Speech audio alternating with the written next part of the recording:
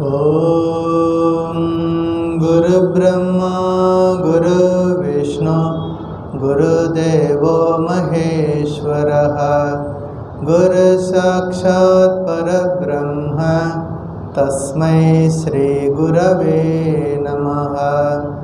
ॐ स्थापकाय च धर्मस्य सर्वधर्मस्वरूपिणे अवतारवरिष्ठाय रामकृष्णाय ते नमः। जननीं शारदां देवीं रामकृष्णं जगद्गुरुं पादपद्मे तयो श्रुत्वा प्रणमामि मुहुर्मुहुः।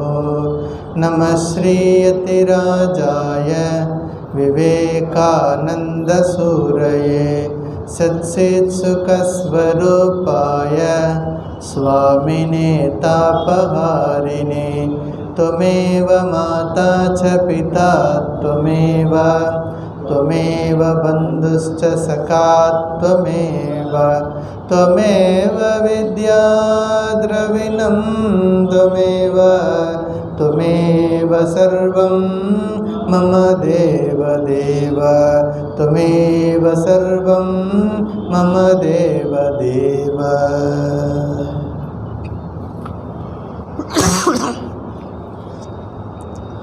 ॐ नमो भगवते रामकृष्णाय।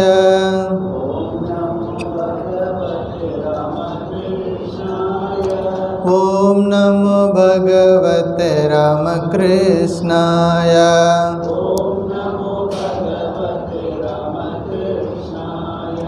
ॐ नमो भगवते रामकृष्णाय।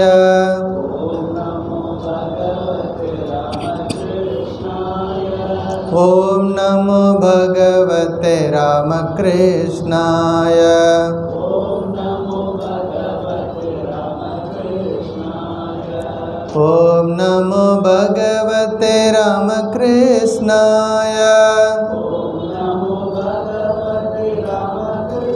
ॐ नमो भगवते रामकृष्णाय।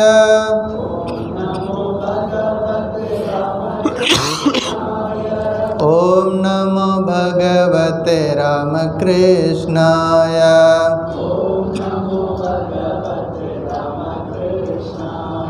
ॐ नमो भगवते रामकृष्णाय।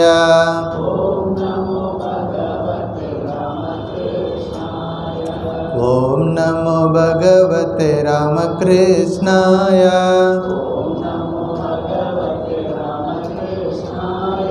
ॐ नमो भगवते रामकृष्णाय।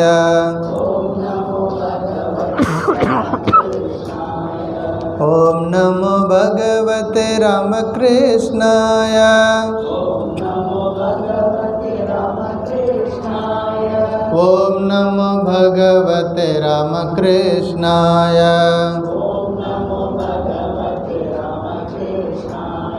ॐ नमो भगवते रामकृष्णाय।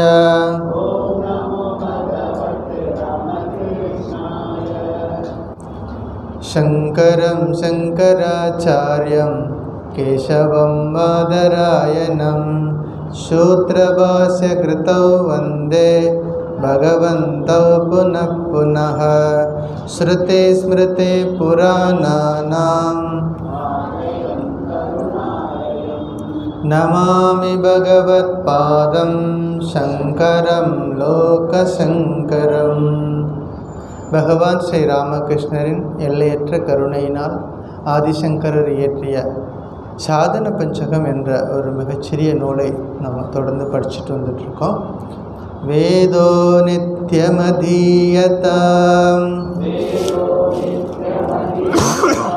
ததுதிதம் கர்மஸ்வனுஷ்டீயதாம் तेने सस्य विधीयताम् अपचितिः। काम्ये मतिस्त्यज्यताम् पापोगपरितूयताम् भवसुखे दोषोऽनुसन्धीयताम् आत्मेच्छा व्यवसीयतां निजगृहात् तूर्णं विनिर्गम्यताम् संगसत्सु विधीयताम् भगवतो भक्तिर्दृढाधीयताम् शान्त्यादिपरिचीयतां दृढतरम् कर्मासु सन्त्यज्यताम् सद्विद्वानुपसृप्स्यताम् प्रतिदिनं तत्पादुकासेव्यताम्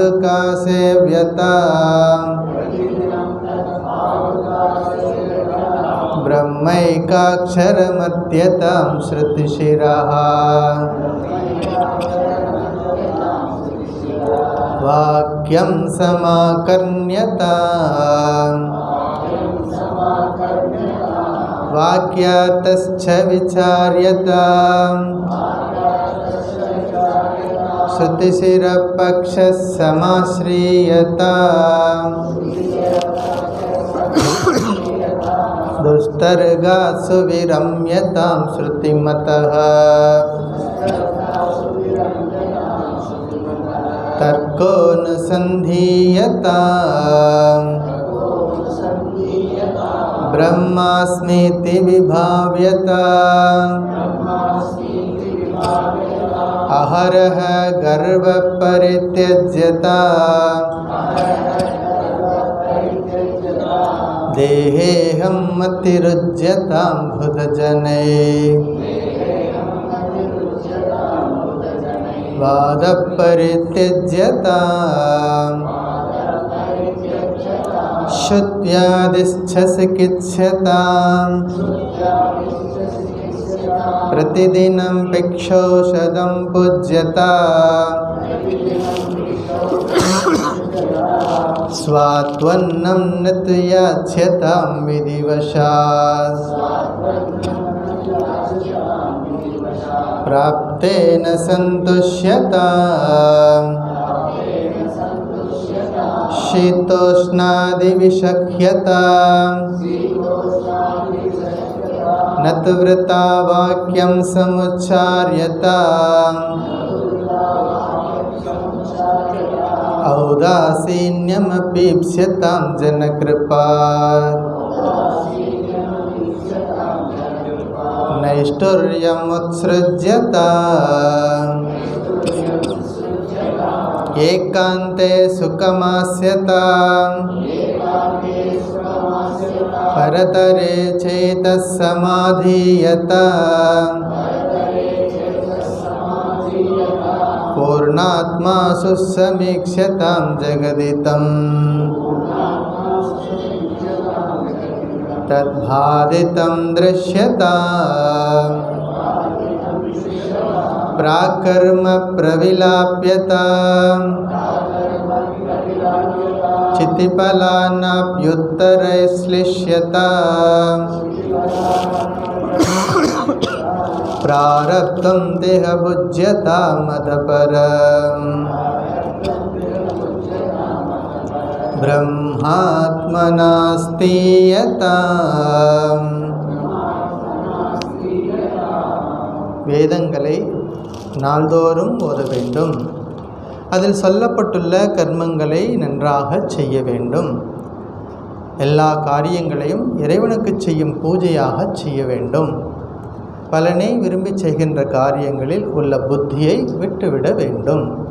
மன தூய்மைக்காகவும் வெறுப்பு இல்லாமலும் எல்லா செயல்களையும் செய்து பழக வேண்டும். இந்த உலக வாழ்க்கையில் உள்ள குறைபாடுகளில், இன்பங்களில் உள்ள குறைபாடுகளை எண்ணி பார்க்க வேண்டும். ஆன்மாவை அறிந்து கொள்ளும் ஆர்வத்தை நன்றாக வளர்த்து கொள்ள வேண்டும். ஆத்மேச்சா விவசீயதா. உடல் என்ற சிறையிலிருந்து ஆன்மாவை விரைவில் விடுவிக்க முயற்சி செய்ய வேண்டும். இந்த ஸ்லோகத்தை படிக்கும்போது மீனிங் படிக்கும்போது கவனிச்சுக்கிட்டே வரணும். அப்போ தான் இந்த சன்ஸ்கிரிட் மந்திரங்களுக்கு என்ன மீனிங் இருக்குது அப்படின்னு தெரியும். 2வது ஸ்லோகம். எப்பொழுதும் நல்லோர் இணக்கத்தில் இருக்க வேண்டும். பகவானிடத்தில் ஆழ்ந்த பக்தியை கடைப்பிடிக்க வேண்டும். மன அடக்கம் முதலான சாதனைகளை பழக வேண்டும்.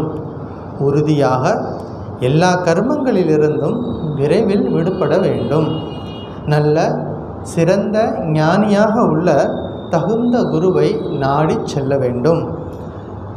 நாள்தோறும் அவரை வணங்க வேண்டும். அவரிடமிருந்து ஓம்கார மந்திரத்தை அல்லது பரம்பொருள் தத்துவத்தை உபதேசம் பெற வேண்டும். வேதாந்த வாக்கியங்களை அவரிடமிருந்து நன்றாக கேட்க வேண்டும். 3வது பேரா. மகா வாக்கியங்களின் பொருளை நன்றாக ஆராய்ச்சி செய்ய வேண்டும். வேதத்தின் கருத்தை நன்கு சார்ந்திருக்க வேண்டும். தேவையற்ற தர்க்கம் செய்வதிலிருந்து விலகி இருக்க வேண்டும். வேதத்துக்கு ஏற்புடைய தர்க்கத்தை பயன்படுத்தவும் வேண்டும். நான் பரம்பொருளாக இருக்கிறேன், ஐ ஆம் டிவைன், நான் பரம்பொருளாக இருக்கிறேன் என்று தியானம் செய்ய வேண்டும். ஒவ்வொரு நாளும் கர்வத்தை நன்றாக விட்டுவிட வேண்டும். உடலில் நான் என்கின்ற எண்ணத்தை நன்றாக ஒதுக்கி தள்ள வேண்டும். அறிஞர்கள், பெரியவர்கள், மகான்களிடம் வாதம் செய்வதை அறவே விட்டுவிட வேண்டும்.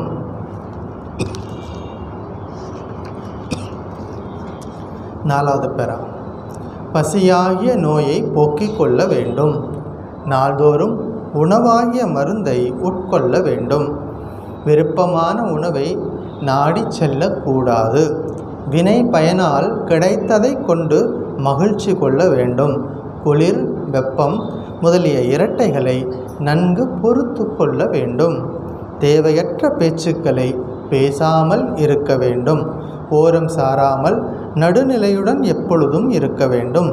மக்களிடத்தில் பற்றையும் வெறுப்பையும் நன்றாக விட்டுவிட வேண்டும். 5வது பேரா. தனிமையில் சுகமாக அமர்ந்திருக்க வேண்டும். மனதை பரம்பொருள் தத்துவத்தில் நிலைநிறுத்த வேண்டும். நிறைவே வடிவாக தன்னை உணர வேண்டும். பூர்ணாத்மா சுசமீக்ஷதாம். இவ்வுலகம் அனைத்தும் அந்த பரம்பொருளால் நிறைக்கப்பட்டதாக காண வேண்டும். அறிவு வலிமையால் முன்வினையாகிய எஞ்சு வினையை நன்றாக ஒடுக்க வேண்டும். இதுவரைக்கும் பார்த்துருக்கிறோம். இன்றைக்கி பார்க்க வேண்டியது சித்திபலான் நாப்யுத்தரை ஸ்லிஷ்யதா. சித்திபலாத் அப்படின்னா ஞான பலத்தினால், ஞானத்தினால். எதை பற்றிய ஞானம்? தன்னை அறிதல். தன்னை அறிந்து இன்பமுற வெண்ணிலாவே ஒரு தந்திரம் நீ சொல்ல வேண்டும் வெண்ணிலாவேன்னு பார்த்தோம், போன வாரம் பார்த்தோம். இப்போ தன்னை அறியும் அந்த ஞானம், அந்த ஞான பலத்தினால் என்ன பண்ணணுமா? ஆகாமிய கர்மத்தோடும் ஒட்டி கொள்ளாமல் இருக்க வேண்டும். 3 கர்மங்கள் அப்படின்னு சொல்லிட்டு நம்ம பார்த்தோம். முதல்ல சஞ்சித கர்மம், அது போன வாரம் பார்த்தோம். சஞ்சித கர்மத்துக்கு எப்படி வரணும்? ஞானத்தினால சஞ்சித கர்மத்தை போகணும். தன்னை பற்றிய அறிவு. அதே ஞானத்தினால ஆகாமிய கர்மத்தினால் வரக்கூடிய அந்த பலன்லையே நம்ம விடுபட்டு இருக்கணும். அதாவது வருவினை. ஆகாமிய கர்மம் அப்படின்னா வருவினை. ஒன்று கடந்தது, நம்ம பாஸ்ட்டு, இன்னொன்று ஃப்யூச்சர். இப்போ நம்ம இன்றைக்கி பார்க்குறது ஃப்யூச்சர். ஃப்யூச்சரில் நமக்கு என்ன கர்மாவை க்ரியேட் பண்ண போகிறோமோ நம்ம நினச்சோம்னா அதை இப்போவே நம்ம ஸ்டாப் பண்ண முடியும். வருவினை அதுக்கு ஏற்கனவே கடந்தது. சஞ்சித கர்மம் நம்ம ஏற்கனவே செஞ்சது, அது அம்பு நம்ம விட்டு போயிடுச்சு. இனிமேல் அதை ரிட்டன் வாங்க முடியாது. அது இலக்கை நோக்கி போய் பாஞ்சிருச்சு. ஆனால் நம்ம கையில் நம்ம அம்பு கொஞ்சம் வச்சுருக்குறோம். நம்ம வேணும்னா அந்த அம்பை யூஸ் பண்ணலாம், அல்லது பத்திரமாகவும் வச்சுக்கலாம். அந்த பொறுப்பு, அந்த உரிமை நமக்குள்ளே இருக்குது. இப்போ கர்மா, எதிர்கால கர்மத்தை எப்படி தீர்மானிக்கிறது, யார் தீர்மானிக்கிறா அப்படிங்கிறத பற்றி இன்றைக்கி நம்ம பார்ப்போம்.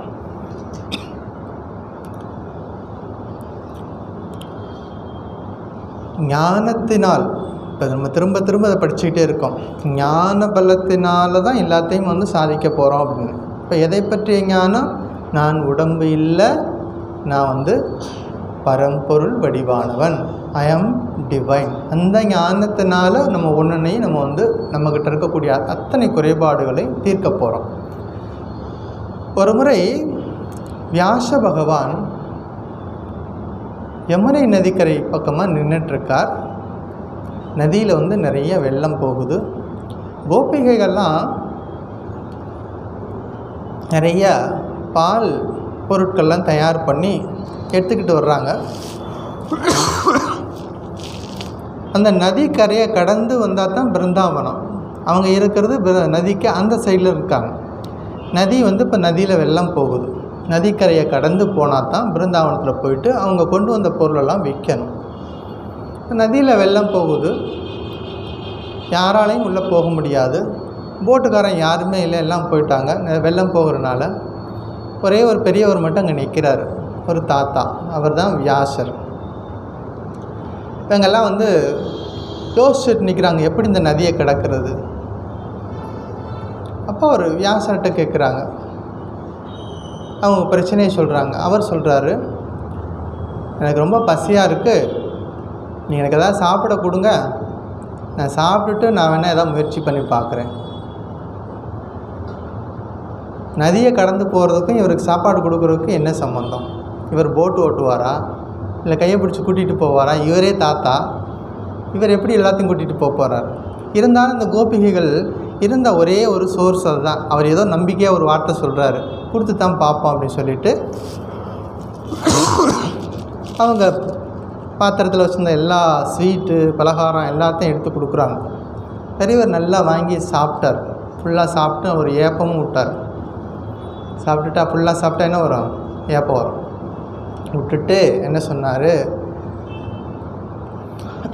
யமுனை நதியை பார்த்து கை கூப்பி, ஓ யமுனா தேவி, இன்றைக்கி நான் சாப்பிடாமல் உபவாசம் இருக்கிறது உண்மைன்னா,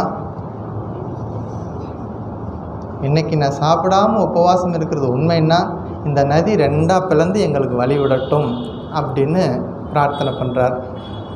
கண்ணை மூடி முழித்து பார்க்குறாங்க, நதி ரெண்டாக பிளந்து நிற்குது.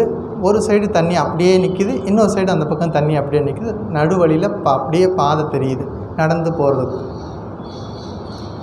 இவங்களுக்கு இந்த கோபிகள் எப்படியாவது இது முதல்ல நடந்து போயிடுவோம், அங்கே போயிட்டு இந்த தாத்தாவை வச்சுக்கலாம் அப்படி சொல்லிட்டு எல்லோரும் போகிறாங்க. நதியை கடந்து அந்த சைடு போகிறாங்க. போனதுக்கப்புறமா உங்கள்கிட்ட ஒரு கேள்வி கேட்கணும் தாத்தா அப்படின்னாங்க. என்ன விஷயம் சொல்லுங்கள். நாங்கள் தானே உங்களுக்கு கொடுத்தோம், நிறைய வாங்கி சாப்பிட்டீங்களே, பலகாரம்லாம் கொடுத்தோமே, நல்லா தானே சாப்பிட்டீங்க, ஏப்பம் கூட விட்டீங்களே, நாங்கள் பார்த்தோமே, எல்லாம் செஞ்சுட்டு நான் சாப்பிடாமல் இருக்கிறது உண்மைன்னா இந்த நதி ரெண்டாக திறக்கட்டும்னு சொல்கிறீங்க, அந்த நதியும் திறந்து வழி விடுது, இது என்ன, இது எங்களுக்கு புரியலை அப்படின்னு சொல்கிறாங்க. அப்போ அவர் சொல்கிறாரு, சாப்பிட்டது நான் கிடையாது, நீங்கள் பார்த்துட்டு இருக்கக்கூடிய இந்த சரீரம் அது கிடையாது, சாப்பிட்டது இதுக்குள்ளே இருக்கக்கூடிய ஒரு பொருள் இருக்குது, அது சாப்பிட்ருக்கு. அந்த நான் என்ற அகந்தை நம்ம விட்டு போகும் பொழுது தான் உயர்ந்த சிந்தனைகள் மனதில் உதயமாகும். ரொம்ப ரொம்ப முக்கியமானது. நீங்கள் பகவத்கீதை படிங்க, ராமாயணம் படிங்க, எல்லா உபனிஷத்துங்களையும் கரைச்சி குடிங்க, என்ன வேணாலும் செஞ்சிடலாம் நம்ம வாழ்க்கையில். இந்த ஒரு முக்கியமான விஷயம் நம்ம லைஃப்பில் நடக்காத வரைக்கும், நான் என்ற அகந்தை நமக்குள்ளே இருக்கிற வரைக்கும் அந்த பக்கம் எட்டி கூட பார்க்க முடியாது. இது பெரியவங்க சொல்லிக் கொடுக்குறது. அப்போ நமக்குள்ளே இருக்கக்கூடிய அந்த நான் எதுன்னு கண்டுபிடிக்கணும். ஒவ்வொருத்தருக்கும் அந்த நான் வந்து ஒவ்வொரு ரூபத்தில் இருக்கும். நாம் தான் கண்டுபிடிச்சி அந்த நான் எதுன்னு கண்டுபிடிச்சி அதுலேருந்து விலகி இருக்கணும் அப்படிங்கிறத பார்க்குறோம். நானே அந்த பரம்பொருள், பிரம்மாஸ்மிதி விபாவியதாம் நம்ம படிச்சுட்டு வந்திருக்கோம் அதுக்கு முன்னாடி. பிரம்மாஸ்மிதி விபாவியதாம், அப்படி நானே அந்த பரம்பொருள் அப்படின்னு இருந்தால் கர்மங்கள் எதுவும் நம்மீது ஒட்டாது அது எந்த விதமான கர்மமாக இருந்தாலும் சரி, சஞ்சிதமாக இருக்கட்டும், ஆகாமியமாக இருக்கட்டும், பிராரப்தமாக இருக்கட்டும், எந்த கர்மமும் ஒட்டாது. அதுதான் அந்த வியாசருடைய இதில் பார்க்குறோம். இந்த கோபிகைகள் அந்த இப்போ கொஞ்சம் நேரத்துக்கு முன்னாடி சொன்ன அந்த நிகழ்ச்சி, அப்போ அவர் கம்ப்ளீட்டாக டிட்டாச்சாக இருக்கார். அந்த உணவு சாப்பிட்டாரு, அது கம்ப்ளீட்டாக அதுலேருந்து விலகி இருக்கிறாரு. சாப்பிட்டது சம்படி எல்ஸ் அப்படிங்கிறத உணர்வு அவர்கிட்ட இருக்கிறதுனால தான் அதை செய்ய முடியுது. இப்போ தெளிந்த ஞானம் நமக்குள்ளே இருந்துச்சுன்னா எந்த கர்மமும் நம்மளை பாதிக்காது. எது தெளிந்த ஞானம்? எகெயின் நமக்குள்ளே ஞாபகம் வச்சுக்கணும், ஐ ஆம் டிவைன். அது நம்மக்கிட்ட எப்பவும் கிளியராக இருக்கணும். அப்படிப்பட்ட ஒரு ஞானிகள் அவர்கள் இப்பிறவியில் செய்ததை, அதை கடந்த காலத்தில் செய்த வினைகள் இப்பிறவியில் செய்யக்கூடியது, இனி வருங்காலங்கள் செய்யலை, எந்த விதமான கர்ம வினையும் அவர்களை பாதிக்காது. யாருக்கு? இந்த ஞானம் யாரிடம் வந்திருக்கிறதோ அவர்களுக்கு. அதுக்கு பேர், இன்னொரு பேர் சர்வாத்ம பாவம்னு பேர். ஒன்று தேகாத்ம பாவம். தேகாத்ம பாவம், தேகம்னா உடல்.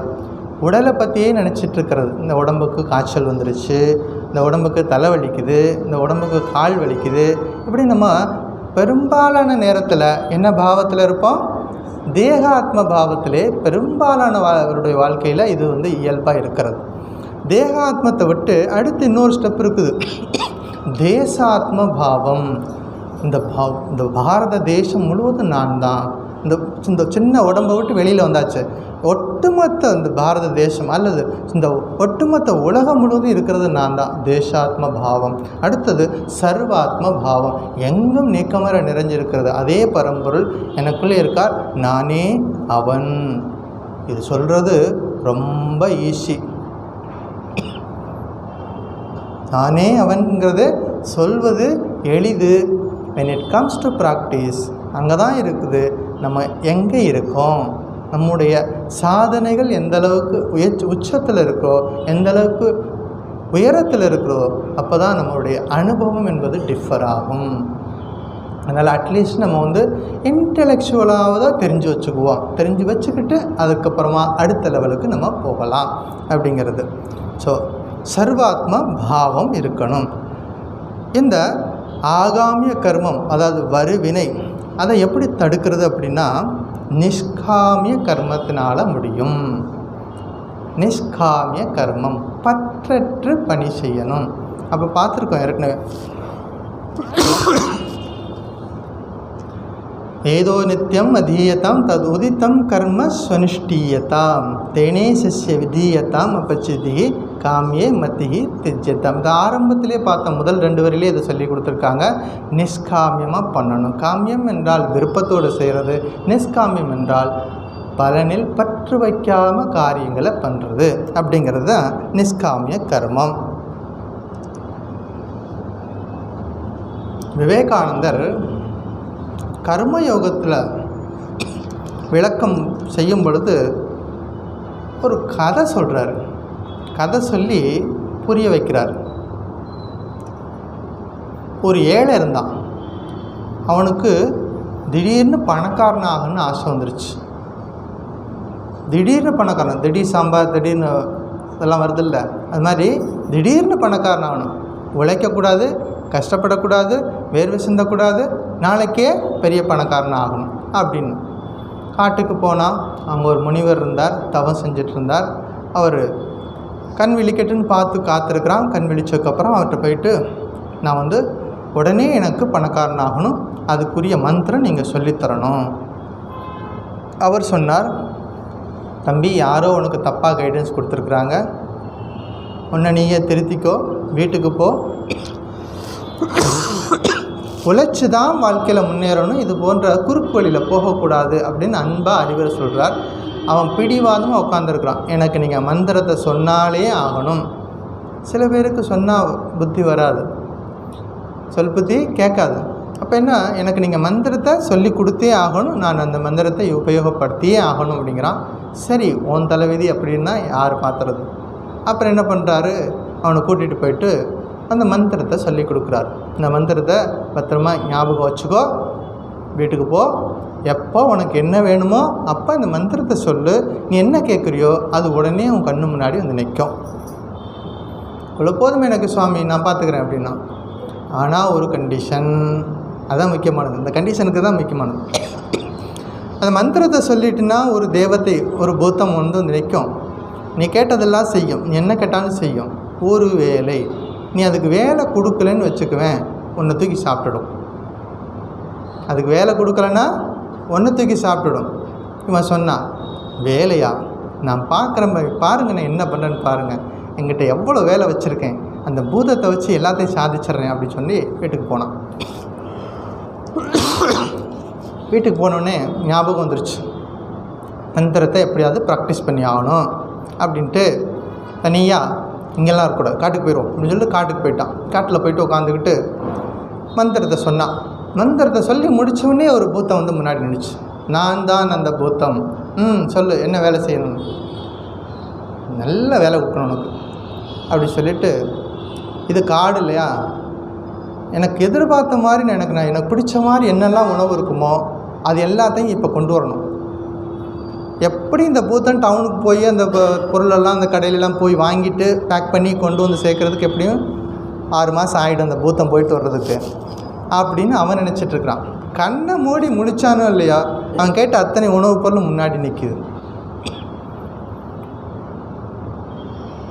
கேட்ட அத்தனை உணவுகள் வந்துருச்சு. இப்போ சாப்பிட்றதான் அடுத்த வேலை கொடு, எனக்கு வேலை கொடு அப்படின்னு பூத்தம் மிரட்டுது. சரி, இன்னொரு வேலையை கொடுத்துட்டு சாப்பிட ஆரம்பிப்போம் அப்படின்னு சொல்லிட்டு, இந்த காட்டுக்குள்ளே பெரிய அரண்மனை எனக்கு கட்டு அப்படின்னா. அது சொல்லி முடித்தா அதுக்கு இருந்தால் ரெடி அப்படிங்குது அரண்மனை, பெரிய அரண்மனை, நீ கேட்ட மாதிரி அரண்மனை வந்துருச்சு, இருந்தால் வச்சுக்கோ அப்படின்னு. அடுத்து எனக்கு வேலை கொடு அப்படின்னு கேட்குது. என்னடா வேலை கொடுக்குறது, எதை சொன்னாலும் ஒரு நிமிஷம் கண் மூடி முடிக்கிறதுக்குள்ளே வேலை முடியுது. சரி, இந்த காடு புறத்தை அழிச்சிட்டு பெரிய நகரமாக வந்து உருவாக்கிடு. ஒரு வீடு கட்டுறதுனால ஈஸியாக பண்ணிவிட்டு எல்லா காடையும் அழிச்சிட்டு எல்லாமே வந்து பெரிய சிட்டியாக மாற்றிடு. சொல்லி முடித்தா அதுக்கு மாதிரி உடனே வந்து சிட்டியாக மாறிடுச்சு. எல்லா காடும் அழிஞ்சு போச்சு. இப்போ திடீர்னு பார்த்தா பெரிய டவுன் ஆகிடுச்சு. பூத்தம் மிரட்டுது, எனக்கு வேலை கொடு இல்லைன்னா நான் சாப்பிட போகிறேன் அப்படின்னு மிரட்டுது. இப்போ உண்மையிலே பயந்துட்டான் நம்மால். இப்போ அவங்ககிட்ட வேலை கொடுக்குறதுக்கு ஒன்றுமே இல்லை. எதை சொன்னாலும் கண் மூடி முடிக்கிறதுக்குள்ள அந்த பூத்தை செஞ்சு முடிக்குதே, என்ன வேலை கொடுக்குறது? பயந்துட்டான். பயந்து தலை தெறிக்க ஓடுனான். எங்கே ஓடினான்? குருநாதர்கிட்ட ஓடினான். சுவாமி, தெரியாமல் கேட்டுட்டேன், என்னை மன்னிச்சிருங்க, எப்படியாவது இந்த பூத்தத்திலேருந்தே நான் காப்பாற்றுங்கன்னு சொல்லி மன்னிப்பு கேட்டான். போய் நான் தான் அப்போவே சொன்னேனே தம்பி, உங்ககிட்ட இதெல்லாம் செய்யக்கூடாது அப்படின்னு சொன்னேனே, நீங்கள் தானே கேட்டீங்க, மந்திரம் வேணும்னு கேட்டீங்க, கொடுத்தேன். சரி, அதெல்லாம் போகட்டும், எப்படியாவது என்னை காப்பாற்றுங்க. அப்போ அவர் சொல்கிறார், சரி உன்னை காப்பாற்றுறேன் அப்படின்னு சொல்லிவிட்டு, பக்கத்தில் ஒரு நாய் இருந்துச்சு. அந்த பூத்தத்தை கூப்பிட்டு இந்த நாய் வாழை நேராக நிமித்தி வைக்க சொல்லு. நாய் வாழை நேராக நிமித்தி வைக்க சொல்லு. இந்த வேலை கொடுத்துரு பாப்பா அப்படின்னு. பூத்தத்தை கூப்பிட்டான், இங்கே வாங்க, உனக்கு வேலை தரேன் வா அப்படின்னு. பூத்தம் வந்துச்சு. இந்த நாயோட வாழை நேராக நிமித்தி வைக்கணும் அப்படின்னு சொன்னான். இவ்வளோதானே, இப்போ பண்ணுறேன் அப்படின்னு சொல்லிட்டு பூத்தம் என்ன பண்ணுச்சு, அப்படி நேராக நிமித்திக்கிட்டே போச்சு. கையை எடுத்துச்சு, டைன் கீழே போயிடுச்சு. என்னாச்சு, நாய் வாழை மறுபடியும் வளைஞ்சிக்கிச்சு. மறுபடியும் முயற்சி பண்ணுறான், நாய் வாழை நிமித்தி வைக்கிறான், மறுபடியும் வந்து வளைஞ்சிக்கிட்டு போயிடுச்சு. இப்போ பூத்தம் வந்து டயர்டாகி போச்சு. பூத்தம் ரொம்ப டயர்டாகி போச்சு. இப்போ எது அந்த பூத்தத்தினால நிமித்தியே வைக்க முடியல. நிமித்தி வச்சாலும் மறுபடியும் கீழே போயிடுது. இந்த பூத்தம் வந்துச்சு, பார்த்துச்சு, என் லைஃப்லேயே உன்னை மாதிரி ஒரு ஆளை நான் பார்த்ததே இல்லையேடா, என்னாச்சு, எனக்கே நீ வந்து பெரிய டஃப்பான டாஸ்க் கொடுக்குறிய அப்படின்னு சொல்லிட்டு பூத்தம் சொல்லிச்சு, நம்ம 2 பேர்த்துக்குள்ள ஒரு ஒப்பந்தம் வச்சுக்குவோம். நான் கொடுத்ததெல்லாம் நீயே வச்சுக்கோ, என்னை மட்டும் ஆளை விட்டு நான் போகிறேன். நான் கொடுத்தது எல்லாத்தையும் வச்சுக்கோ, வீடு காரு பங்களா என்னெல்லாம் கொடுத்தனோ அதெல்லாம் எல்லாத்தையும் வச்சுக்கோ, என்னை ஆளை விட்டுட்டு நான் ஓடி போகிறேன்னு சொல்லிட்டு ஒப்பந்தம் போட்டுச்சு. பூத்தம் ஓடி போச்சு அப்படின்னு சுவாமிஜி இந்த கதையை முடிக்கிறார். இப்போ தான் நம்ம ரொம்ப கவனிக்கணும். இது வரைக்கும் சொன்னதெல்லாம் கதை சொல்லிவிட்டு சாமிஜி சொல்கிறார், இந்த உலகம் இந்த நாயினுடைய வாழ் மாதிரி. இந்த உலகம் நாயினுடைய வாழ் மாதிரி. ஒவ்வொருத்தரும் நம்ம நினைக்கிறோம், நானே நிமித்திடுறேன், நான் சரி பண்ணிடுறேன், எல்லாத்தையும் கம்ப்ளீட்டாக சரி பண்ணிடுறேன்னு சொல்லிட்டு நம்ம ஒவ்வொருத்தரும் என்ன பண்ணுறோம், உலகத்தை திருத்துறதுக்கு நம்ம போய் நிற்கிறோமே தவிர நம்ம திருத்துறதுக்கு முயற்சி பண்ணணும். தன்னை அறிய நம்ம முதல்ல ஒவ்வொரு இண்டிவிஜுவலும் திருந்தியாச்சுன்னா சமுதாயம், ஒட்டுமொத்த சமுதாயமும் ஆட்டோமேட்டிக்காக திருந்திடும் அப்படிங்கிறத சுவாமிஜி சொல்லி கொடுக்குறாரு. பற்றில்லாமல் பணி செய்யணும் அப்படிங்கிறது தான் இப்போ பார்த்துட்ருக்க விஷயம். எந்த காரியத்தை பண்ணாலும் சமநிலையோட, கருணையோட, அன்பான உள்ளத்தோட காரியங்களை பண்ணணும். எந்த அளவுக்கு நம்ம அமைதியாகவும் பதட்டம் இல்லாமல் இருக்கிறோமோ அந்த அளவுக்கு நம்மளால் சிறப்பான காரியங்களை செய்து முடிக்க முடியும். இது ரொம்ப முக்கியமானது. பதட்டமாக இருக்கிறவங்க பெரிய பெரிய காரியங்களை செய்ய முடியாது. ஏன்னா மனம் சமநிலையில் இல்லை. மனம் சமநிலையாக இருக்கும் பொழுது தான் எல்லா காரியங்களையும் வெற்றிகரமாக செய்து முடிக்க முடியும். மனம் அப்படிங்கிறது நம்மக்கிட்ட இருக்கக்கூடிய ஒரு அரிய சக்தி, நம்மக்கிட்ட இருக்கக்கூடிய ஒரு பொக்கிஷம். அந்த சக்தியை இந்த மனம் என்ன பண்ணுது, பலவிதமான நினைவுகளை தோற்றுவிக்குது. நல்லதை நினைக்குது, கெட்டதை நினைக்குது, உயர்ந்ததை நினைக்குது, தாழ்ந்ததை நினைக்குது. மனம் என்ன பண்ணுது, அதுக்கு பேர் தான் சங்கல்ப விகல்பாத்மிகான்னு பேர். மனசை பற்றி சொல்லும் பொழுது அது மாறிக்கிட்டே இருக்கும். அப்படிப்பட்ட மனசு நம்மக்கிட்ட இருக்குது. எல்லா நினைவுகளையும் கொண்டு வந்து சேர்க்குது. அந்த நினைவுகள் எல்லாத்தையும் நீக்கிட்டு பார்த்தோம்னா மனம் அப்படிங்கிறது ஒன்றுமே இல்லை. எல்லா நினைவுகள் எல்லாத்தையும் எடுத்துட்டோம்னா அங்கே மனம்ங்கிறது என்ன இருக்குது அப்படின்னு பார்த்தா ஒன்றுமே இல்லை அப்படிங்கிறது. இப்போ எது நமக்கு தெரியுது, இந்த நினைவுகளை தான் கொண்டு வருது இந்த மனசு. நினைவுகள் எல்லாம் அடங்கிருச்சுன்னா மனம் வலிமை பெறும். ரொம்ப முக்கியமானது. நினைவுகள் எல்லாம் கண்ட்ரோலுக்கு வந்துருச்சுன்னா மனம் வலிமை பெறும். வலிமையான மனசு ஆத்ம சிந்தனைக்கு உதவும். வலிமையான மனசு மூலமாக தான் ஆத்ம சிந்தனை செய்ய முடியும். இந்த மனசை ஒருமுகப்படுத்துறதுக்கு 2-3 மெத்தடெல்லாம் இருக்குது. ஒன்று நம்முடைய மூச்சு காற்றை கவனிக்கணும். மூச்சு காற்றை ஆழ்ந்து மூச்சு விட்டு பழகணும். சிட்டுக்குருவி மாதிரி மூச்சு விடக்கூடாது. ஆழ்ந்து மூச்சு விட்டு பழகணும். மூச்சை உள்ளே இழுக்கும்போதும் ஆழ்ந்து மூச்சை உள்ளே இழுக்கணும், ஆழ்ந்து மூச்சை வெளியே விடணும். இதை ப்ராக்டிஸ் பண்ணால் தான் வரும். திடீர்னு ஒரு நாளில் வந்துடாது. இதை ப்ராக்டிஸ் பண்ணிகிட்டே இருக்கணும். மூச்சு விடும் பொழுது கவனித்து அந்த மூச்சு உள்வாங்கிறதையும் சரி வெளியே விடுறதையும் செய்யணும். அப்படி செய்யும் பொழுது தொடர்ந்து அதை ப்ராக்டிஸ் பண்ணிகிட்டு இருக்கும் பொழுது அது ஒரு விதமாக நிச்சயமாக மைண்டை ஒரு நிலைக்கு கொண்டு சேர்க்கும். இன்னொன்று எளிமையாக இந்த தீட்சை வாங்கின பக்தர்களுக்கு தெரியும். மந்திர தீட்சை வாங்கினவங்களுக்கு அந்த மந்திரத்தை மனம் ஒன்றி சொல்லணும். மந்திரம் சொல்லும் பொழுது மனம் ஒன்றி சொல்லும் பொழுது அதுவே பெரிய நமக்கு ஹெல்ப்பாக இருக்கும். அப்படி முழு ஈடுபாட்டோடு சொல்லும் பொழுது அதுவே ஆட்டோமேட்டிக்காக மனம் லயமாகும். எதில் லயமாகும்? அந்த தீட்சை நாமத்தை சொல்கிறோம். அந்த நாமி யார், அந்த நாமியோ அந்த தெய்வத்தில் ஆட்டோமேட்டிக்காக இயல்பாக மனசு போய் விடுங்க. கஷ்டப்பட்டு மூச்சு ப்ராக்டிஸு அப்படிங்கிறது அது ஒரு மெத்தடு. இது இயல்பாகவே நம்ம மனசை ஒருநிலைப்படுத்துறதுக்கு ரொம்ப ரொம்ப பெரிய ப்ரீசியஸ் நம்மக்கிட்ட ஒரு கிடைச்சிருக்கு. அந்த தெய்வீக மந்திரம் அப்படிங்கிறது அது யாருக்கெல்லாம் பகவானுடைய கருணை அது கிடைச்சிருக்கிறதோ அது நிச்சயமாக நம்ம சரியாக பயன்படுத்தி நம்ம வாழ்க்கையில் அந்த மந்திரம் நமக்கு அந்த குருநாதர் நம்ம கொடுத்துருக்காருல அந்த மந்திரம் அதை நல்லா ப்ராக்டிஸ் பண்ணாலே போதும். பெரும்பாலான ப்ராப்ளம் எல்லாமே நமக்கு சரியாகும். ரொம்ப எளிமையாக இருக்கிறது. இப்போ பற்றில்லாமல் எல்லா காரியத்தையும் செய்யணும். ஸோ ஒரு பிரச்சனை இருக்குது அப்படின்னா பிரச்சனையை பற்றின ஒரு விழிப்புணர்வு நமக்குள்ளே இருக்கணும். என்ன நமக்குள்ளே பிரச்சனை இருக்கிறது? நான் உடம்பா ஆன்மாவா? இதான பிரச்சனை. இப்போ நம்ம பேசிகிட்ருக்குறோம். எது உடம்பு, நான் உடம்பா ஆன்மாவா? ஒரு பிரச்சனை நமக்குள்ளே இருக்குது. பல நேரங்களில் நம்ம மனசு சொல்லும் நீ உடம்பு இல்லை ஆன்மான்னு சொல்லும். சில நேரங்களில் உடம்பு தான் முன்னணியில் நிற்கும். ஏன்னா இயல்பாக மனசு உடம்புக்கு பக்கம்தான் போகும். ஒரு பிரச்சனை இருந்தால் அந்த பிரச்சனை வெளிப்படுவதற்கு ஒரு விழிப்புணர்வு நமக்குள்ளே இருக்கணும். என்னது? அவேர்னஸ், விழிப்புணர்வு. ஒரு உதாரணம் பார்ப்போம். ஒரு வியாபாரி இருந்தான். அவன் மாம்பழம் விற்கிற வியாபாரி. மாம்பழத்தை தோப்பில் போய் மாம்பழம் வாங்கிட்டு ரோட்டு ஓரத்தில் வச்சு கடை விரித்து வச்சுட்டான். மாம்பழமெல்லாம் எடுத்து வச்சாச்சு. இப்போ யோசித்தான், மாம்பழம் வச்சுருக்கிறமே ஒரு போர்டு வச்சா நல்லா இருக்குமே, மாம்பழ கடைன்னு ஒரு போர்டு இருந்துச்சுன்னா இன்னும் நல்லா இருக்குமே அப்படின்னு சொல்லிட்டு என்ன மாதிரி போர்டு வைக்கலாம், என்ன மாதிரி வாசகங்கள் எழுதலாம் அப்படின்னு சொல்லிட்டு யோசிக்கிறான். யோசித்து காயின் பண்ணி ஒரு வேர்டை கண்டுபிடிச்சிட்டான். இங்கே நல்ல பழங்கள் விற்பனைக்கு கிடைக்கும். நல்லா தானே எழுதியிருக்கிறான். இங்கே நல்ல பழங்கள் விற்பனைக்கு கிடைக்கும் அப்படின்னு போர்டில் எழுதியாச்சு. எழுதிட்டு சரி படித்து பார்ப்போம், சரியாக தான் வந்திருக்கா, அந்த வேர்டிங் சரியாக வந்திருக்கா அப்படின்னு படித்து பார்க்கலான்ட்டு படித்து பார்க்குறான். இங்கே நல்ல பழங்கள் விற்பனைக்கு கிடைக்கும். யோசித்து பார்க்குறான், விற்பனைக்கு தானே வந்து வச்சுட்டு உட்காந்துருக்குறான், அதானே விற்பனைக்கு கிடைக்கும். நம்ம நான் தான தர்மம் பண்ணுறதுக்காக வந்திருக்கிறோம், சேல்ஸுக்கு தானே வந்திருக்கிறோம், அது ஏன் விற்பனைக்கு கிடைக்கும், அதை அழிச்சிடுவோம் அப்படின்னு சொல்லிட்டு எதை அழிச்சிட்டான், விற்பனைக்கு கிடைக்கும், அதை அழிச்சாச்சு. இப்போ அந்த போர்டில் என்ன மிச்சம் என்ன இருக்கும், இங்கே நல்ல பழங்கள், இங்கே நல்ல பழங்கள். திரும்ப படித்து பார்க்குறான்.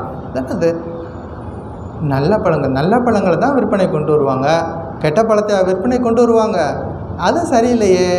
சரி நல்ல அதை எடுத்துட்டான், நல்லங்கிறத எடுத்தாச்சு. இன்னும் என்ன பாக்கி இருக்குது அதில், இங்கே பழங்கள், இங்கே பழங்கள் அப்படின்னு.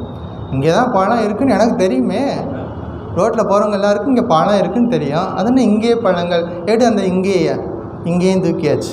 இன்னும் என்ன இருக்குது, பழங்கள் அப்படின்னு கூட நிறையா பழம் வச்சுருக்கிறேன், சின்ன பிள்ளை கூட பார்த்தா தெரியுது பழம் தெரியுது, அப்புறம் பழங்கள்னு போட்டு வச்சா நம்ம புதுசாக சொல்லணுமா, அதையும் எடு அப்படின்னு சொல்லிட்டு அதையும் அழிச்சிட்டான். சுவாமி என்ன சொல்ல வர்றீங்க இது மூலமாக?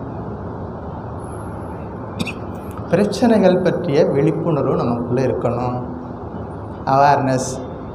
அவன் ஒன்றா பார்த்து நீக்கினான்.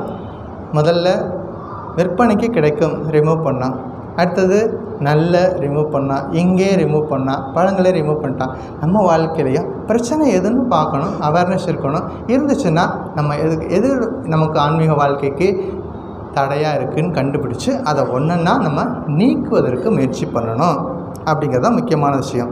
அந்த பலகையில் இருந்த ஒவ்வொரு இடத்தும் காணாமல் போன மாதிரி நம்ம பிரச்சனைகளையும் படிப்படியாக நீக்க தெரிஞ்சிருக்கணும். எப்படி தெரிஞ்சிருக்க முடியும்? ஆத்ம சாதனை. அகெயின் அங்கே தான் போய் நிற்கும்.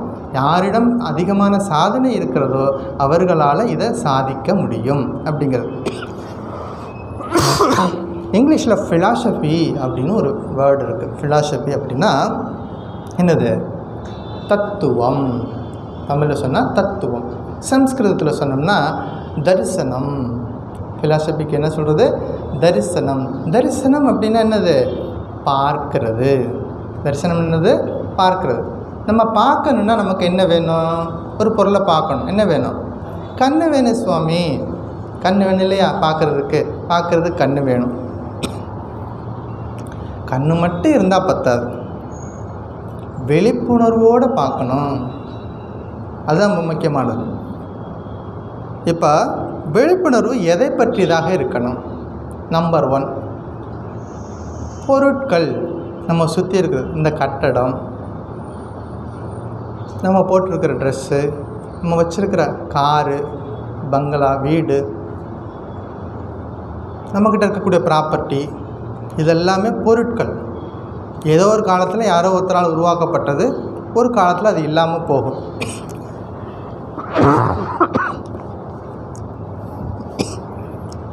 அப்புறம் என்ன பண்ணுவோம்? கார் இருக்குது அப்படின்னா எந்த வருஷத்து மாடல் கேட்போமா இல்லையா? இது வந்து எந்த வருஷத்து மாடல் காருக்குன்னா அப்படித்தான் நம்ம காரை மதிப்பிடுவோம். அப்படி ஒவ்வொரு பொருளுக்கும் நம்ம ஒரு மதிப்பிடுவதற்கு ஒரு ஒரு மெத்தட் வச்சுருப்போம் அதை பார்க்குறதுக்கு. சரி, அதெல்லாம் பொருட்கள். உறவுகள் இருக்காங்க நம்ம சுற்றி. அப்பா அம்மா, தாத்தா பாட்டி, மாமா, நம்ம சுற்றிற உறவுகள்லாம் இருக்காங்க. அன்பான அம்மா, கண்டிப்பான அப்பா, நன்றியுள்ள நண்பன். இப்படி உறவுகளை இப்படி தான் நம்ம பார்க்கணும். பெரும்பாலான நேரத்தில் என்ன நடக்குது அப்படின்னா, உறவுகளை கருவியாக பார்க்க ஆரம்பிச்சிட்டோம். உறவுகளை நம்ம சுற்றி இருக்கக்கூடிய உறவுகளை பணம் செஞ்சு கொடுக்கக்கூடிய மிஷினாக பார்க்க ஆரம்பிச்சிட்டோம். ஆனால் எந்த கருவி இருக்கோ, எந்த பொருட்கள் நம்ம இருக்கோ, அதை உறவு மாதிரி ரொம்ப பார்க்க ஆரம்பிச்சிட்டோம். கார் வச்சுருக்கிறவங்க சின்ன கீரல் விழுந்தால் போதும், சாப்பிட மாட்டாங்க அன்றைக்கி பூரா. அதுக்கு பெரிய பஞ்சாயத்து பண்ணி சண்டை போட்டு கோர்ட் வரைக்கெல்லாம் எடுத்துகிட்டு போகிறவங்களும் இருக்கிறாங்க. ஒரு சின்ன விஷயம், 5 ரூபா 10 ரூபாய்க்கு போகாத விஷயம், அதை வந்து பெரிய உறவு மாதிரி பார்க்குறோம். எது ரத்த பாசத்தோடு இருக்கக்கூடிய உறவை என்ன பார்க்குறோம்? கருவியாக பார்க்குறோம், பணம் சம்பாதிக்கிற மிஷினாக பார்க்குறோம். இப்படி மாற்றி பார்க்குறதுனால என்னாச்சு? அந்த விழிப்புணர்வு இல்லாதனால நம்ம மாற்றி பார்க்குறோம். ஒன்று பொருட்கள், 2வது மனிதர்கள், 3வது இருக்குது, அது நம்ம தான். யார் பார்க்குறானோ சீயர், அதுதான் நம்ம. நம்ம எப்படி பார்க்கணும் அப்படின்னா, உடம்பை பார்க்கக்கூடாது, ஆன்மாவை பார்க்கணும். நம்மை நாம் உடம்பாக பார்க்கக்கூடாது, ஆன்மாவாக பார்க்கணும். சரி, நமக்கு எத்தனை உடம்பு இருக்குது? என்ன சுவாமி, என்ன எத்தனை உடம்புன்னு சொல்கிறீங்க? ஒரு உடம்பு தானே இருக்குது, ஒரு உடம்பு தான் இருக்குது, ட்ரெஸ் போட்டிருக்கோம், வந்திருக்கிறேன் கிளாஸுக்கு. என்ன 2-3 உடம்பு இருக்க மாதிரி சொல்கிறீங்க? ஆமாம் இருக்குது. எத்தனை உடம்பு இருக்குது? 3 உடம்பு இருக்குது. எத்தனை உடம்பு இருக்குது? 3 உடம்பு இருக்குது. ஒன்று ஸ்தூல சரீரம். ஸ்தூல சரீரம் நம்ம பார்க்கக்கூடிய இந்த உடம்பு. இதுக்கு தான் நம்ம அழகாக அலங்காரம் பண்ணிக்கிறோம், இதுக்கு தான் நம்ம நல்லா ட்ரெஸ் போட்டுக்கிறோம், நல்ல சுவையான உணவு கொடுக்குறோம், இது ரொம்ப பத்திரமா பார்த்துக்கிறோம். இது ஸ்தூல சரீரம். அடுத்தது சூக்ஷ்ம சரீரம்னு பேர். அது கண்ணுக்கு தெரியாது, அது வந்து எண்ணங்கள் சிந்தனைகளால் நிறைஞ்சது, அது பேர் சூக்ஷ்ம சரீரம். இன்னொரு உடம்பு இருக்குது, காரண சரீரம். அதில் அவங்க ஒன்றுமே கிடையாது, அது சாட்சியாக இருக்கும், அவ்வளோதான், பார்த்துட்ருக்கோம். அங்கே ஒன்றும் செயல்பாடு எதுவும் நடக்காது. காரண சரீரம். காரண சரீரம்னா சாட்சி. சாட்சிங்கிறது சம்ஸ்கிருதம், தமிழில் சொன்னால் விழிப்புணர்வு. ஆரம்பித்த இடத்துக்கு வந்துட்டோமா? விழிப்புணர்வில் ஆரம்பித்தோம், விழிப்புணர்வுலேயே வந்திருக்கோம். எதை பற்றிய விழிப்புணர்வு? ஹூ ஆம் ஐ, அந்த விழிப்புணர்வு நமக்குள்ளே இருக்கணும். ஸோ பிரச்சனையே இல்லாத இடம் சுடுகாடு மட்டும்தான். மனித வாழ்க்கையில் எல்லாருக்கும் பிரச்சனை இருக்கும். பிரச்சனையே இல்லாத இடம், அங்கே போயாச்சுன்னா ஒரு ப்ராப்ளம் கிடையாது, யாரும் வந்து கேட்க மாட்டாங்க. இப்போ பிரச்சனைகள் இருக்கும் லைஃப்பில், பிரச்சனைகளையும் கடந்து நம்ம போகணும். ஒருத்தர் என்னாச்சு, ஒரு பையன், அதாவது ஒரு பேரண்ட் இருக்கிறாங்க, அவங்களுக்கு ஒரே ஒரு பையன், நல்லா செல்வ வளமான குடும்பம், ஒரே பையன் இல்லையா, அவனுக்கு பிறந்தநாள் வந்துச்சு. சாதாரணமாக எல்லா வீடுகளையும் குழந்தைங்களோட பிறந்தநாளை ரொம்ப கிராண்டாக கொண்டாடுவோம். ஏன்னா ரொம்ப முக்கியமான மகிழ்ச்சியான தருணம் அது. எல்லோரும் குழந்தைகளுக்கு வேண்டிய கிஃப்டெல்லாம் வாங்கி கொடுத்து குழந்தைங்களோட சந்தோஷமாக இருப்போம். இவரும் ரொம்ப பணக்காரர். இவர் அந்த குழந்தைக்கு பிறந்தநாளை கொஞ்சம் வித்தியாசமாக கொண்டாடணும்னு நினச்சார். குழந்தைய ரொம்ப சந்தோஷமாக மகிழ்விக்கணும்னு சொல்லிட்டு பெரிய ஃபுட்பால் மேட்ச்சுக்கு ஏற்பாடு பண்ணுறார். ஆயிரக்கணக்கு லட்சக்கணக்கில் செலவு பண்ணி பெரிய ஃபுட்பால் மேட்ச் ஏற்பாடு பண்ணுறார். 2-3 டீமை இறக்கி விடுறார். இவர் மேடையில் உட்கார்ந்துருக்கிறார், முக்கியமானவர்கள்லாம் உட்காந்துருக்காங்க. அந்த பர்த்டே பேபியை அங்கே தான் உட்காந்துருக்குறான், அவனும் உட்காந்துருக்குறான். பார்த்துட்ருக்காங்க, மேட்ச் நல்லா நடந்துகிட்ருக்கு. ஃபுட்பாலில் என்ன நடக்கும்? அந்த பந்து தள்ளிக்கிட்டே போவாங்க.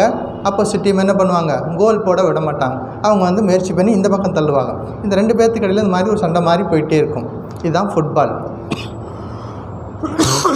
ஒவ்வொருத்தரும் அந்த மேட்சை பார்த்துட்டே இருக்கிறவங்க அடி போ அப்படின்னு சொல்லிட்டு உற்சாகப்படுத்திக்கிட்டே இருக்கிறாங்க. ஆனால் யார் சந்தோஷமாக இருக்கணுமோ, யாருக்காக இந்த மேட்ச் நடக்குதோ, அவன் ரொம்ப சோகமாக உட்காந்துருக்கிறான். இந்த தந்தை கவனித்தார். ஒருவேளை இவனுக்கு பிடிக்கலையோ, ஃபுட்பால் பிடிக்கலையோ, நம்ம தெரியாமல் பண்ணிட்டோமோ, இவன் ஏன் சோகமாக இருக்கிறான் அப்படின்னு சொல்லிட்டு, ஏன்டா கண்ணா அப்படி இருக்கிற அப்படின்னு கேட்குறாரு. இல்லை, இருந்தாலும் நீங்கள் எவ்வளோ கஞ்சத்தனமாக இருக்கக்கூடாது. யார் சொன்னது?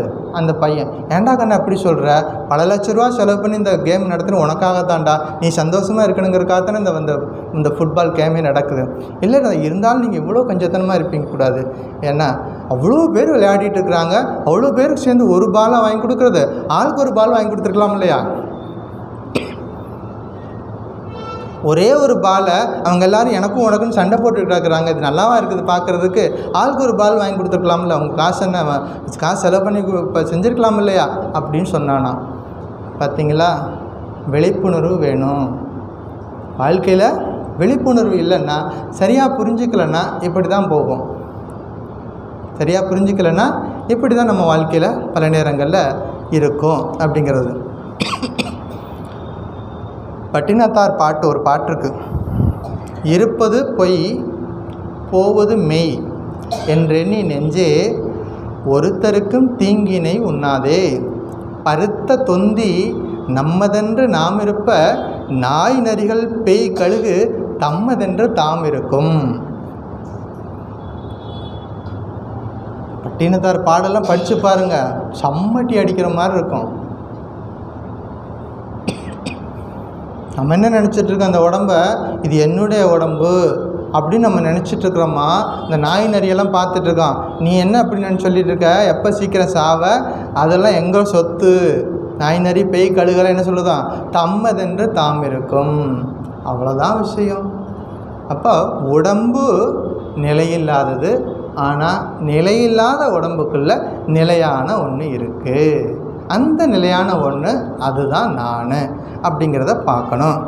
பற்றில்லாமல் காரியங்களை செய்யணும். ஒரு ராஜா, அரண்மனையில் ராஜா இருக்கார். அங்கே ஒரு தீர்க்க முடியாத ஒரு வழக்கு. அதாவது ஒரு திருடன் இருக்கான், அவன் எல்லாருக்கும் டெம்கி கொடுத்துட்டே இருக்கிறான், அவனை பிடிக்கவே முடியல. இந்த ராஜா என்ன பண்ணிட்டாரு, பெரிய தொகையை அறிவிச்சிட்டார். அவனை பற்றின துப்பு கொடுக்குறவங்களுக்கு 10 லட்ச ரூபா அப்படின்னு சொல்லிட்டு ஒரு அறிவிப்பு கொடுத்துட்டார். இப்போ அவன் எல்லோரும் இப்போ தேட ஆரம்பிச்சிட்டாங்க. ஏன்னா அவனை பற்றின ஒரு நியூஸ் கொடுத்தாச்சுன்னா நமக்கு எவ்வளோ கிடைக்கும், 10 லட்ச ரூபா கிடைக்கும். இப்படி ரொம்ப நாள் அதை பற்றின பேச்சு போயிட்டுருக்கு. ஒரு நாள் அந்த நாட்டு மந்திரி போயிட்டுருக்கிறார், பள்ளியில் போயிட்டுருக்கார். அந்த திருடன் எதில் வர்றான். திருடனை மந்திரி பார்த்துட்டார். மந்திரிக்கு தெரியும் ராஜாவோட அனௌன்ஸ்மெண்ட் என்னன்னு தெரியும். அப்போ அவன்கிட்ட போய் சொன்னார், அதாவது உன் தலைக்கு 10 லட்ச ரூபா சொல்லியிருக்கிறாங்க, நான் சொல்கிறபடி நீ கேட்டினா உனக்கு நான் 30 லட்ச ரூபா தர்றேன். உன் தலைக்கு 10 லட்சம் சொல்லியிருக்காங்க, நான் சொல்கிறபடி நீ கேட்டினா உனக்கு 30 லட்சம் தர்றேன். நான் என்ன செய்யணும் அப்படின்னா, அதாவது நீ ஒரு துறவி மாதிரி உட்காந்துக்கணும், கொஞ்சம் நேரத்துக்கு நான் சொல்கிற மாதிரி உட்காந்துக்கணும். ராஜா வருவார், அவர் என்னெல்லாம் சொல்கிறாரோ, அவர் என்னெல்லாம் கொடுக்குறாரோ வேணான்னு சொல்லணும். அவர் கொடுக்குறது எல்லாத்தையும் வேணான்னு சொல்லணும். கடைசியாக இந்த நாட்டை நீ வச்சுக்கோன்னு சொல்லுவார், அப்போ வாங்கிக்கணும். நீ முதல்ல அதை கொடுக்குறேன் இதை கொடுக்குறேன்னு சொல்லிக்கிட்டே இருப்பார், அப்போல்லாம் நீ வேணான்னு சொல்லிகிட்டே போகணும். கடைசியாக என்ன சொல்லுவார், இந்த நாட்டை ஒன்றை கொடுத்துறேன்னு சொல்லுவார், அப்போ நீ அதை சரின்னு வாங்கிக்கணும். வாங்கி என்கிட்ட கொடுத்துடணும், என்கிட்ட கொடுத்துரு, உனக்கு நான் 30 லட்ச ரூபா தர்றேன் அப்படின்னா. இவன் பார்த்தான், நம்மளையே எப்போ வேணாலும் பிடிச்சி உள்ளே போட்டுருவாங்க, இது நல்ல டீலிங் நல்லா இருக்குது அப்படின்னு சொல்லிட்டு சரின்ட்டான். உடனே போனான், குளிச்சுட்டு வந்தான், நெத்தியில் விபூதியை போட்டுனான், ருத்ராட்சம்லாம் போட்டுக்கிட்டான், சுவாமி மாதிரி உட்காந்துக்கிட்டான், ஒரு மரத்தில் போய் உட்காந்துக்கிட்டான். இந்த மந்திரி நேராக அரண்மனைக்கு போனார். ராஜா, நீங்கள் கேட்டிங்களே, பற்று இல்லாமல் யாராவது ஒருத்தர் கேட்டிங்களே இல்லையா, நான் ஒருத்தர் இப்போ தான் பார்த்துட்டு வரேன், நம்ம ஊரில் தான் இருக்கார் அப்படின்னா. அப்படியா, வாங்க போகலாம், போய் பார்க்கலாம் அப்படின்னு சொல்லிட்டு ராஜா மொத்த பரிவாரத்தையும் எடுத்து கூப்பிட்டுக்கிட்டு நிறைய பொண்ணு பொருள் எல்லாத்தையும் எடுத்துக்கிட்டு எல்லாம் மேலதாளத்தோடு வர்றாங்க. யாரை பார்க்குறதுக்கு, பற்று இல்லாமல் இருக்க ஒருத்தரை பார்க்குறதுக்கு நிற்கிறாங்க. ராஜா பார்க்குறார். அந்த பெரிய மகாராஜா, அவரை பார்க்குறதுக்கு நம்ம போய் பார்க்க முடியாது, இப்போ அவரே தேடி நிற்கிறாரு. பெரிய பொண்ணு பொருளெல்லாம் கை நீட்டி கொடுக்குறாரு, இந்த வாங்கிக்கோங்க அப்படின்னு. எனக்கு வேண்டாம், ஏன்னா ஏற்கனவே டைலாக்லாம் பேசியாச்சுல்ல, எனக்கு வேண்டாம்.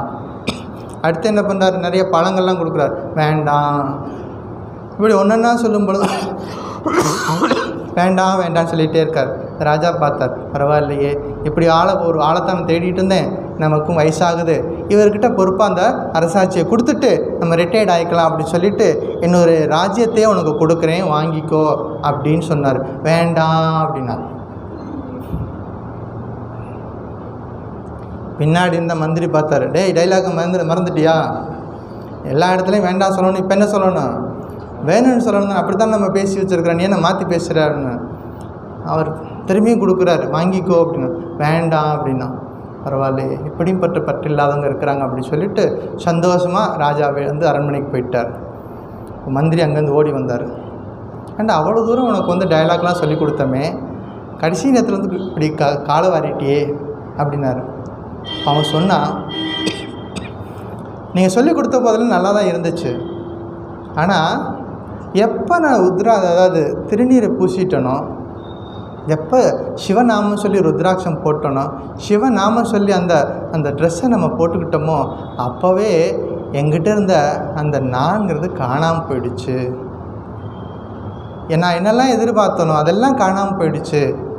அப்போ யோசித்து பார்த்தேன், இந்த ராஜாவை பார்க்கணுன்னா அங்கே போய் கால் கடுக்க நிற்கணும், ஒரு வாரம் ஆனாலும் உள்ளே விட மாட்டான்னு வாட்ச்மேன் உள்ளே விட மாட்டான். அப்படிப்பட்ட ராஜா இங்கே என்ன தேடி வந்திருக்கிறாருன்னா, இந்த சாதாரண ஒரு வேஷத்துக்கே இவ்வளோ மதிப்புன்னா நான் உண்மையிலேயே அப்படி இருந்தேன்னா நான் பகவானே பார்த்துருவேன்.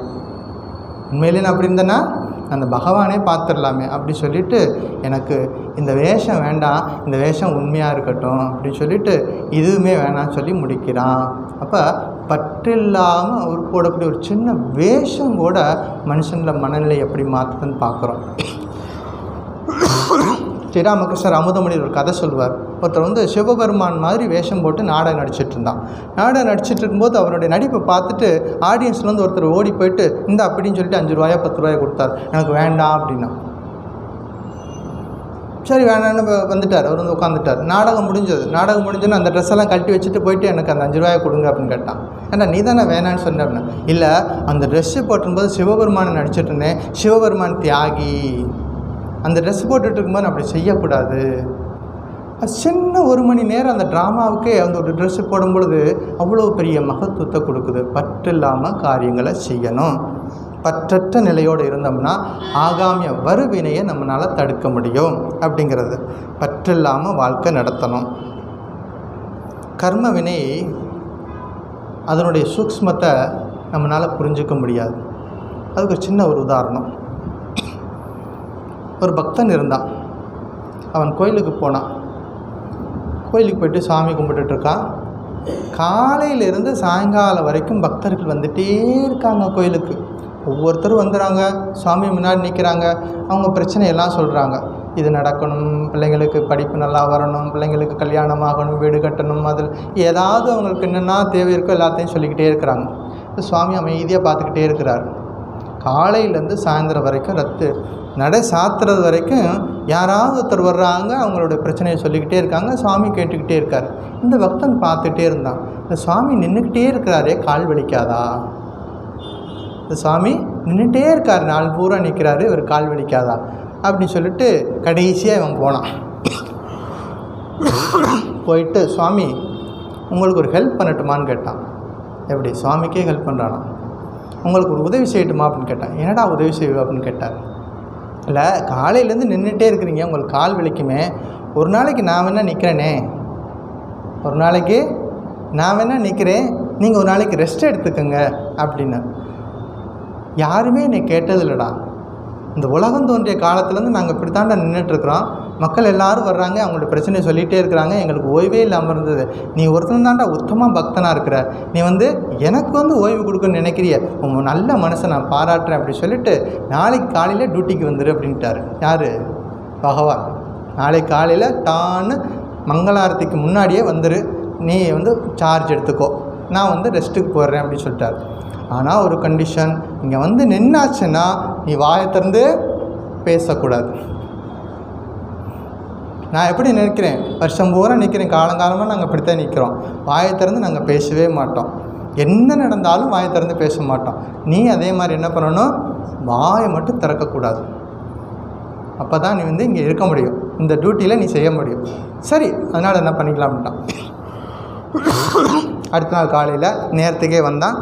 கோயில் திறக்கிறதுக்கு முன்னாடியே உள்ளே போனால் சுவாமி மாதிரி ட்ரெஸ்ஸு போட்டுவிட்டான். சுவாமி மாதிரி நிற்கிறான், அப்படியே நிற்கிறான் பக்தன். சுவாமிக்கும் பக்தனுக்கும் வித்தியாசமே தெரியல. அன்றைக்கி அவர் டியூட்டி எடுத்துட்டார். காலையில் பூஜை நடக்குது. ஒரு பெரிய பணக்காரர் வர்றார், சுவாமிகிட்ட வேண்டிக்கிறார். அவருடைய தொழிலெலாம் நல்லபடியாக நடக்கணும் அப்படின்லாம் ரொம்ப வேண்டிக்கிட்டு கையில் ஒரு பணப்பையோடு வந்தார். அந்த பையை அங்கே வச்சுட்டு மறந்துட்டு போயிட்டார். இவன் மனசு சொல்லுது, ஐயா அந்த பையை வச்சுட்டு போகிறீங்களே, எடுத்துகிட்டு போங்க அப்படின்னு சொல்லணும்னு தோணுது. ஆனால் கண்டிஷன் ஞாபகம் வந்துருச்சு. என்ன கண்டிஷன்? பேசக்கூடாது, அமைதியாக நிற்கணும் அப்படின்னு. ரொம்ப கண்ட்ரோல் பண்ணிக்கிறான்.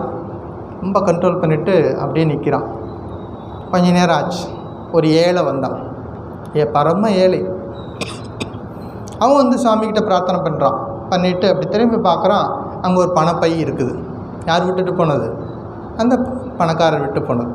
சரி, நமக்கு தான் பகவான் நமக்கு கொடுத்துருக்குறாரு அப்படின்னு சொல்லிட்டு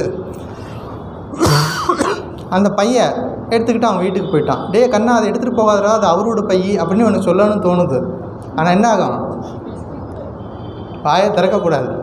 ரொம்ப கஷ்டப்பட்டு தன்னை அடக்கிக்கிட்டு நிற்கிறான். 2 பேர் வந்துட்டு போயிட்டான். 3வது ஆள் ஒருத்தர் வர்றார். அவர் வெளிநாட்டுக்கு போகணும்னு பிளான் வச்சுருக்கிறார். சுவாமிக்கு கோயிலில் போயிட்டு நமஸ்காரம் பண்ணிவிட்டு சுவாமியோட அனுகிரகத்தோடு நம்ம போகலாம் அப்படின்ட்டு பிரார்த்தனை பண்ணுறதுக்கு வர்றார். வந்து பிரார்த்தனை பண்ணிகிட்டே இருக்கார். அப்படி பண்ணிவிட்டு இப்படி திரும்பி பார்க்குறாரு. அதுக்குள்ளே அந்த பணக்காரர் வெளியில் போனார். யார் பையை தொலைச்சிட்டு போனாரோ அவர் அங்கேருந்து போலீஸோடு திரும்பி உள்ளுக்குள்ளே வர்றார்.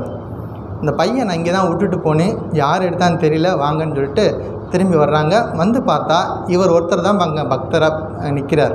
வேறு யாரும் கோயிலுக்குள்ளே கிடையாது. இவர் தான் பையை எடுத்துருக்கணும் அப்படின்னு சொல்லிட்டு சொல்கிறாங்க.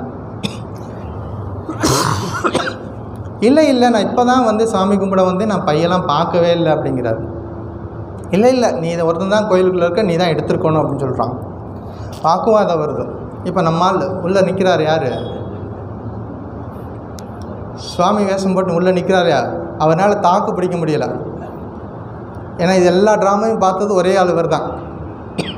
எப்படியாவது உண்மையை சொல்லிடணும், இல்லைன்னா அனாவசியமாக இவர் மேலே தப்பு பண்ணிடுவாங்க அப்படி சொல்லிவிட்டு அப்படியே உள்ள கருவறையிலேருந்து வெளியே ஓடி வர்றார். வந்து உண்மையை சொல்லிட்டார். இவர் மேலே தப்பு கிடையாது, நீங்கள் தொலைச்சிட்டு பணத்தை தொலைச்சது உண்மை தான். வேறொருத்தர் ஏழை வந்தார், அவர் எடுத்துகிட்டு போனார், அந்த கதையும் சொல்லி அவனையும் மாட்டி விட்டு இவர் வந்து எந்த தப்பு செய்யலை அப்படி சொல்லிவிட்டு விடுவிச்சிட்டார். இதெல்லாம் பஞ்சாயத்தெல்லாம் முடிஞ்சு போச்சு. அதுக்குள்ளே சாயந்தரம் நேரமாச்சு, டியூட்டி ஹவர்ஸ் முடிஞ்சு போச்சு. பகவான் வந்தார். 24 hours. ரொம்ப சந்தோஷம்டா கண்ணா, ரொம்ப நாள் கழிச்சு எனக்கு ஓய்வு கொடுத்துருக்குற. சரி, எனக்கு எப்படி இருந்துச்சு அந்த அனுபவமெல்லாம் சொல்லு அப்படின்னாரு. அவன் நடந்ததெல்லாம் சொன்னான். ஒரு பக்தர் வந்தார், பணப்பையை தொலைச்சிட்டு போனார். ஒரு ஏழை வந்தான், அந்த பையன் எடுத்துகிட்டு போனான். இன்னொருத்தர் வந்தார், அவன் மாட்டி விட்றோமா, அவனுக்கு வந்து தேவையில்லாமல் பிடிக்க போனாங்க. நான் போய் உண்மையை சொல்லி காப்பாற்றிட்டேன் அப்படின்னாரு. அப்போ அவர் சொன்னார், எவ்வளோ பெரிய தப்பு பண்ணிட்டடா கண்ணா, எவ்வளோ பெரிய தப்பு பண்ணிட்ட. அந்த பணம் அந்த ஏழைக்காக நான் தான் அங்கே வச்சுருந்தேன். அந்த ஏழை கஷ்டப்படுறான், இங்கே வந்தால் அவனுக்காகத்தான் அந்த பணக்காரர் மூலமாக அந்த பணத்தை நான் இங்கே வச்சுருந்தேன். அவன் கரெக்டாக தான் போயிருக்குது. இதெல்லாம் என்னுடைய திட்டப்படி சரியாக தான் போயிட்டு இருந்தது. இந்த 3வது ஒருத்தர் வந்தார்ல, என்ன வந்தார்? அவர் வெளிநாட்டுக்கு போகணும். அவருக்கு வெளிநாட்டுக்கு போனால் அன்றைக்கி அவர் போகக்கூடிய கப்பல் வந்து விபத்துக்கு உள்ளாக வேண்டி இருக்குது. அவரை காப்பாற்றுறதுக்காக அட்லீஸ்ட் இவரை பிடிச்சி ஜெயிலில் போட்டோம்னா உயிரோடு இருப்பார் அப்படிங்கிறது தான் என்னுடைய திட்டம். அதுக்காக தான் அவங்க வந்தாங்க.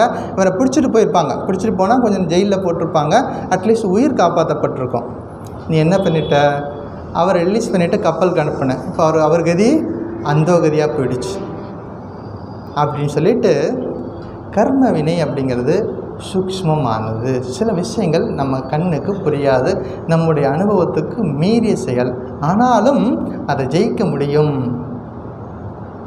எல்லாத்துக்கும் விதி மேலே நம்ம பழி போடக்கூடாது. இருக்குது, ஆனாலும் ஜெயிக்க முடியும், மதியால் வெல்ல முடியும். அதாவது மகான்கள் சொல்லிக் கொடுத்த வழியின் மூலமாக நம்ம போனோம்னா நிச்சயமாக அதெல்லாம் நம்ம வெற்றி கொள்ள முடியும் அப்படிங்கிறதான் விஷயம். என்ன பார்த்துருக்குறோம்?